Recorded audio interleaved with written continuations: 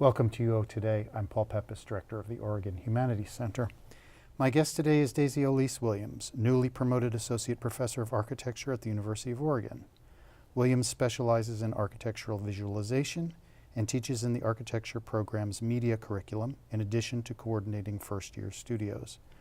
Williams is committed to investigating and increasing African American presence and participation in architectural education. She has conducted research on the early history of architectural education at historically black colleges and universities.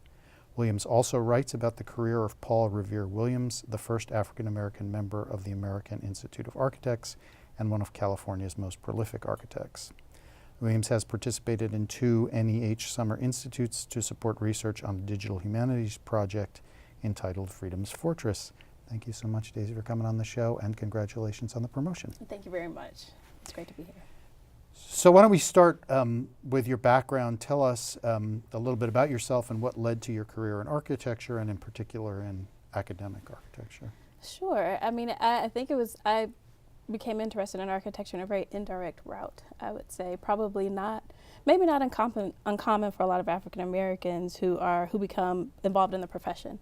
So originally, when I was in college, I thought I would become a doctor, and so I was a biology major. But my entire life, my parents always supported my hobbies, and one of my major hobbies was drawing. And so I was always drawing and always representing my ideas and my thinking visually. And once I got to college, I realized that there has to be something better for me. And so I sort of architecture students tend to spend all night in the studio. So I had a really good friend who was an architecture student. And, you know, in the middle of the night, I would go, "What are you doing?" And I would go into the studios and I would see the drawings that they were making and the models they were making. And I couldn't believe that this is what their homework was. This is what people were studying seriously, using these visual tools to design the environment, the built environment. And so I was hooked ever since and changed my major. So what made you decide to become an academic architect rather than an architect in the private sector? So while I was a graduate student at Florida A&M University, I had the wonderful opportunity to be a graduate teaching assistant, if you will. It's sort of what we call them here. And so that sparked my interest in teaching. And I realized how rewarding it was and how absolutely important it was working with students. And so that's began my sort of shift there. And then after FAMU, I went on to Hampton University to teach there. So I know that from your experiences, you've become very interested in the comparative lack of African Americans in the architecture profession. Tell us a little bit about why that's the case. Why is architecture a profession that doesn't have a lot of African American architects practicing? I think that there maybe are many reasons for that. Historically, before it became sort of a profession that had a license attributed to it, there's a sort of a long history of African Americans being tradespeople, working as masons, and sort of allied trades around architecture. Once architecture became a sort of a licensed profession that required a certain sort of training and schooling, that then became a bit of a barrier. As it stands now, in contemporary times, the education of architects is actually quite expensive. The AIA, ACSA, and all of the sort of lead architectural organizations have been working very hard in recent years to try to undo some of those barriers. But generally speaking, people go into professions that they know about. And if you pool an average African American student, he or she may not know an architect personally, so that becomes a factor. And then it becomes a sort of self-perpetuating cycle. When you get into architectural school, you'll find that you don't see many you don't see many African American architects mentioned in the canon, and so it becomes a sort of self-perpetuating cycle of a lack of visibility, contributing to a lack of awareness of the profession, I think. So I know some of your research is on the history of the training of African American architects, and tell us a little bit about that research and what you discovered in doing that research. So I worked with a colleague who's now the dean at Florida A&M University's program of architecture there, and In that work, we were looking at the early programs of Tuskegee and Howard University, and looking at their beginning and their initial starts, because they are two of the earliest programs at HBCU universities. And the reason why we felt it was important to look at HBCU programs of architecture is because while they only make up 5% of the programs of architecture in our nation, they tend to educate up to 30% of African American students that go on to become architects. And so that became really critical space and place for us. But we were really interested in their starts and also trying to resist the idea that these programs are actually quite similar. And we end up finding and sort of documenting that they are quite unique in their histories and their beginnings. So tell us a little bit about the differences between Tuskegee and Howard in this regard. Sure. Tuskegee was founded in 1892, so it's the earliest program. It is located in a rural environment. So it's sort of physical context, it's ideological context. So in particular at an HBCU, what we would call racial uplift ideology now, it belonged to sort of a more of a tradition that followed along the lines of Booker T. Washington's ideas about social progress through economic means. And so those ideas about working with the hand in a very sort of pragmatic and practical and technical way of achieving knowledge and applying that to everyday life and then becoming prosperous, those found their way into the architecture program itself. So one of the very unique things about Tuskegee's early program is that many of the campuses many of the buildings on campus were actually designed by students and faculty, from the making of the bricks themselves to the design of the buildings. And so that philosophy about working with the hands, about the sort of self-efficiency, right? So sort of economic independence permeates the architectural program there. And so there's a much more emphasis on working with allied programs like brick masons and so on and so forth. So that the engineering and more technical aspects of the building sciences were more emphasized at the Tuskegee program. Later in 1911, Howard was founded. And as you know, it's in a very urban setting in Washington, D.C. It, at the time, was the largest African American community in the country. And so it had a very different context. The sort of racial uplift ideology associated with Howard University is much more of the sort of a classic Du Boisian idea of social progress. And so in contrast to sort of the Booker T. Washington philosophy of economic independence first and then social advancement later, the idea was that no social progress now. There are affluent African Americans who are already prominent, who are ready to sort of demand certain rights immediately. And so that sort of professionalism, the idea of the noble architect, went hand in hand with Black activism. Also, not being in a rural setting, the architects there and the professors, the architects there who were working there at the Howard program had the opportunity and had a community of people that could support their practice. They were not isolated in the way that the architects and teachers there at Tuskegee were. And so they sort of really come from two different points of view ideology, in terms of racial ideology, but also in terms of early architectural education, with one being much more like most architectural programs have their founding from European traditions versus where it's either the German traditions, English or French, and with the École des Beaux-Arts. And so Howard was much more of like the École des Beaux-Arts, where you would study drawing, and you would look at the theories behind work and styles, etc., versus the Tuskegee program was much more the applied knowledge, applied building sciences. So at Howard, they weren't making the bricks. No, they were not making the bricks at Howard. No. And I also understand that in contrast to Tuskegee, where many of the buildings were designed by the students, that's that's not the case at Howard, right? The management of Howard was not African American. Is that correct? Correct. Well into its past its founding and well into its early years, even into the architecture program, the sort of board of directors that ran Howard were predominantly white. And so there was always a little bit of tension in its early founding between the fact that a lot of the teaching staff and the students were all African American, but the overseers of the university were white. And so I think that lack of that tension did not necessarily facilitate that kind of a scenario where the university would have been, the buildings on the university campus would have been integrated with the architectural program in the same way. Also, it wasn't necessary.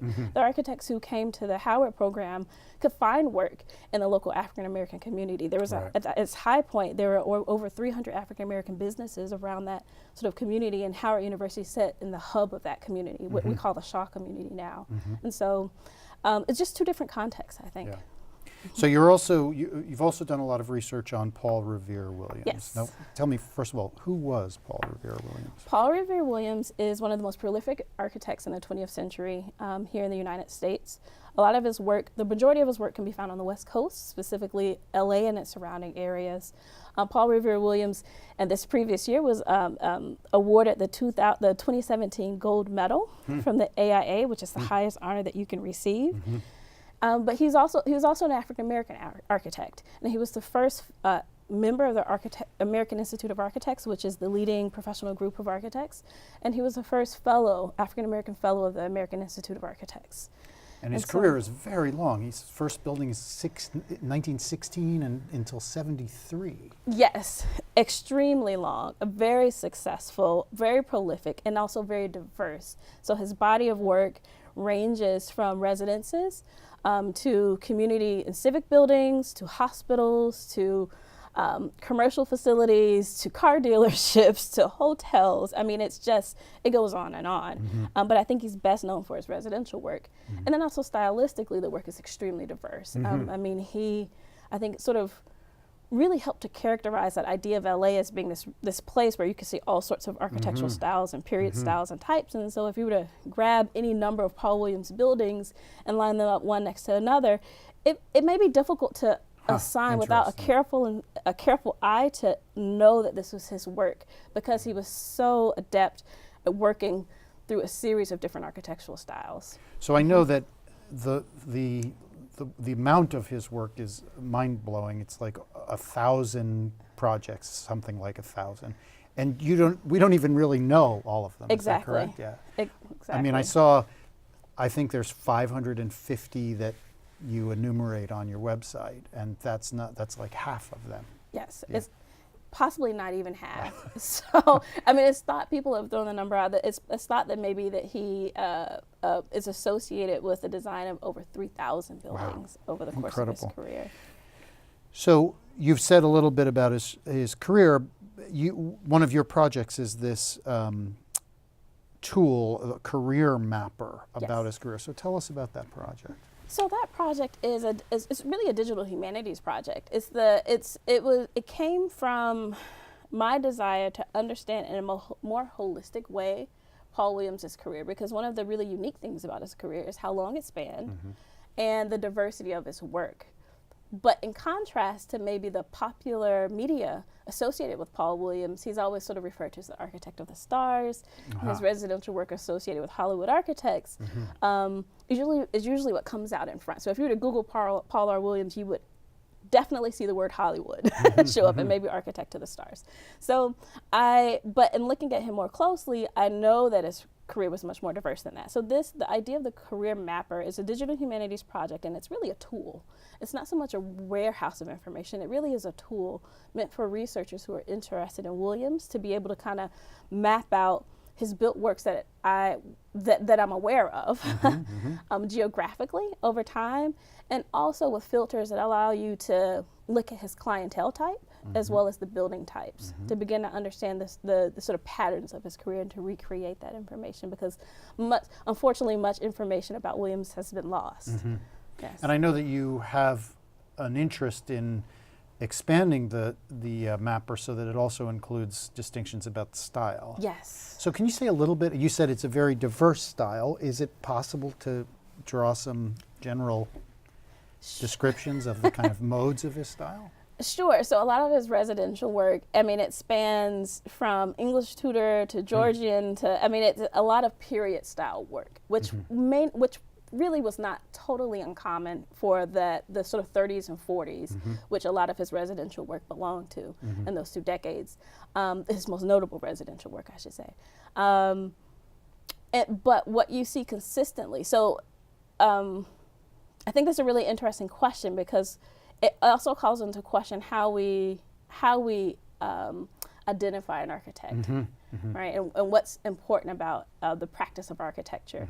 And in this case, Williams, it's not so much the style or the aesthetic that comes out of the work. It is the sort of skillful way in which he achieves the design. So he's particularly skillful with proportions and scale. So despite budgets, so he has worked on mansions that from 16 rooms, 22 bathrooms, you know, these huge mega mansions to very small homes. But what you find consistent throughout is a really careful attention to detail, a balance between ornamentation and larger design moves, really skillful attention to proportions and scale, site placement, and usually a really strong entry experience. And so some of those, they're more principles, I guess you would say, and approaches to design as opposed to stylistic moves, if you will. And so I think that that's what you see when you look at his entire body of work, because his work can range from those period styles all the way to modernism.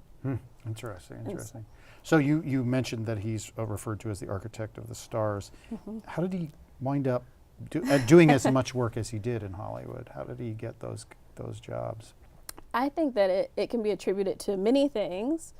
Talent, obviously, but more so talent, hard work, and himself as an individual being extremely astute in terms of the social art of architectural practice and business, and maintaining a certain flexibility and maintaining community connections. And so he was a great businessman, really. He was a great businessman, and he had a wonderful reputation with clients and also his colleagues in the profession. So he became, there are all sorts of wonderful anecdotes about Williams, how he started out. He did not actually receive an architectural degree. He moved through a series of different training programs and was self-taught, which is not totally uncommon at that period in time. But he sort of went out and was just persistent. In his early phases, he won a series of about 9 competitions, design competitions, all around the small home. And I think that it was actually quite intentional, because he then was able to sort of carve out a niche for himself as an expert in small home design, which kind of got his foot in the door in terms of building a reputation for himself. And then that shifted into being an expert in sort of large home and sort of wealthy home design, design of homes for the wealthy, and then for the very wealthy. And so from there, then the principles that I mentioned about that are sort of characteristic of his work are also became synonymous with his reputation as a designer. And so you would find people, he would land commercial commissions where people would want to evoke that sense of comfort that you would find in Paul Williams design, the sense of scale that you would find in Paul Williams design through these other commissions. And he's from California. Is that why all his work is there? So that's where he grew up. Originally, Paul Williams I believe he was from Tennessee. His parents were from Tennessee, but he was orphaned, I believe, around the age of 4. Both of his parents contracted tuberculosis, and so he grew up with foster parents, and in the LA area. And so that's where he was from, and a lot of his work is there and in the surrounding area, as well as internationally. So are there some other African-American architects that you would want to share that we should be aware of that we probably don't know? Just, a couple. So many. I mean, I think Phil Freelon. So I'm thinking of contemporary architects. Yeah. Phil Freelon, I think, is an architect that maybe in the profession, people know of him, but probably outside of the profession, maybe not as much. And so he's done wonderful civic work around sort of cultural, what I would call cultural markers. So museums and cultural centers, et cetera. And so I think that's one. If I had to choose one, I think that's one architect in particular. So I know that there's another project that you've completed, or that's sort of on hold, which is the Freedom's Fortress project. Just tell us a little bit about that project. Sure. So I mentioned that I taught at Hampton University prior to coming to the University of Oregon. And so there at Hampton, I was introduced to the local history surrounding the Contraband Decision during the Civil War. And I was not familiar with how significant of a role the location that I was in at Hampton University was to the Civil War in regards to that decision. And so what became fascinating to me is that I'm in this place, I'm working in this place, I'm teaching in this place, and by place I mean that region and that area, and I couldn't find the physical markers of such a significant event and story and narrative. And so I became fascinated so I teach visual communication, and so I'm really interested in visual communications tools, which is also a part of why the visual digital humanities is interesting to me. But I became really interested in how to document this. How do you document the story in a spatial way? And so the sort of dubbed Freedom's Fortress project was a collaboration originally with a professor there at the School of Journalism at Hampton University to try and document through a virtual storytelling of or recreation of the sites and places where this kind of contraband decision would have played out.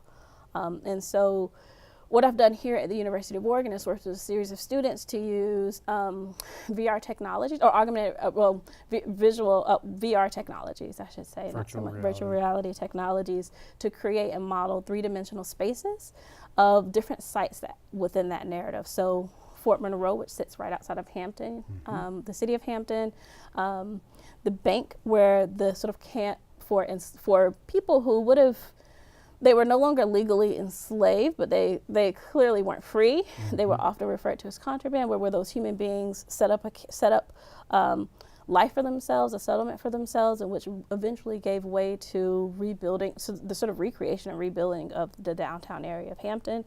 So we wanted to recreate what that site is like. And there really wasn't a lot of visual information about it. And so we looked through the photos, we looked through what we could, and we tried to recreate it and take you through sort of a timeline of what that's like. What one could experience that using the sort of headwear associated with VR technologies, and really try to put one in that space. And so it's sort of an ongoing project. It's probably a lifelong project, but we do have sort of our first prototype of what that's like. Okay. So you, as in addition to being a scholar, you are a teacher, as you were just alluding to. Tell us a little bit about you've already begun to say a little bit about your approach to teaching architecture, but say a little bit more about that. So I approach so I think the way that I teach architecture is directly related to my original interest in architecture. I became interested in architecture because of the unique way that architects make decisions through using visual tools. And so I teach some of the visual communications classes that are in our curriculum, and I also teach and coordinate design studios. But I approach it from the idea that the visual tools that we use are actual extensions of our cognitive processes. And so the drawings are just artifacts of our thought process. And so that's sort of the framework in which I approach design. So it's not so much just always the product, but it's how you shaped your thinking about that product over time in your mind. So I know that one of the tools or the things that you teach about is digital collage. Yes. How does digital collage fit in with architecture? I mean, we're not talking about abstract, paintings here, right? Right. So say a little bit about that. Well, digital collage, when I say digital collage, I'm referring to the idea that architects and anyone in the design process who's designing the built environment, that we're really envisioning places that don't exist yet. And we're doing that through a lens of our own experience. And we're drawing from associations in the world around us. And I think collage is the perfect instrument and tool to allow one to layer that sort of information. And I tend to be much more interested when I work with my students about how they shaped an idea and also their own awareness of the lens through which they're looking at the world when they are coming up with their designs than sort of a photorealistic rendering at the end, because I think the first communicates much more. And so digital collage really, I think, is this place that allows for sort of a multiplicity of readings of space and place and narrative, as opposed to hyper photorealistic renderings where sort of what you see is what you get. Right, and I think it allows for much more reinterpretation and discussion, which is really important in the design process and in the education of designers. Fascinating, fascinating. So can you tell us a little bit about what you're working, any new projects, new things that you're working on? Well, I received a huge amount of information that I'm hoping to incorporate into the Paul Revere Williams Careermapper. Careermapper, and so I'm looking to update that, and so I'm really excited about that project. And so I think that's where my big focus is on now. So I just have a couple of minutes left. I think this will be my last question. You've just been promoted to an associate professor. Yes. You've been at the university for a number of years now. What was it that attracted you to the University of Oregon? What is it about University of Oregon or about our architecture program that was appealing to you? Well, funny enough, one of your retired professors in our department his work is the work that I built my thesis on as a graduate student around Daniel Herbert. Oh, he really? did a lot of work around cognition and the design process. And then we also have Nancy Chang, who's also an esteemed professor here, who works in the design process around issues relating to design and visual communication. So I was very excited about the community that supported that type of investigation. Also, the values that are here in the program, the architecture program here around sustainability, I think that those values are not, I say values very specifically because they manifest themselves not just in technical building design, but also the approach to how you deal with people and community. And that is very, very attractive to me. And so those are some of the main reasons that I found a home here. And I know that you're educated at an HBCU. You begin your career at an HBCU. Obviously, the University of Oregon is not. Yes, not. So, has that been a challenge, or do you see that as an opportunity? It's been an opportunity. I mean, it's been quite a transition. It's very different needs that students have, particularly students of color. Do you get a number of students of color in your classes? No, not so much. Not so much. I think our program suffers in the way that a lot of other architecture programs across the country suffers at majority institutions, where there are not as many people of color there as I think we all would like to see. And so, in some ways, the students that are out there, their needs become amplified. Their needs for support and their needs for mentorship and connection become amplified. And so, in some ways, being here at the University of Oregon, I feel much more plugged in and much more able to make an impact with those students that are here because the need is greater. The need is greater. Well, I think on that note, I'd like to thank you so much, Daisy, for taking the time to speak with us today. And again, congratulations on the promotion. Thank you. It's a pleasure. I've been speaking with Daisy Elise Williams, Associate Professor of Architecture at the University of Oregon. Thanks so much for watching.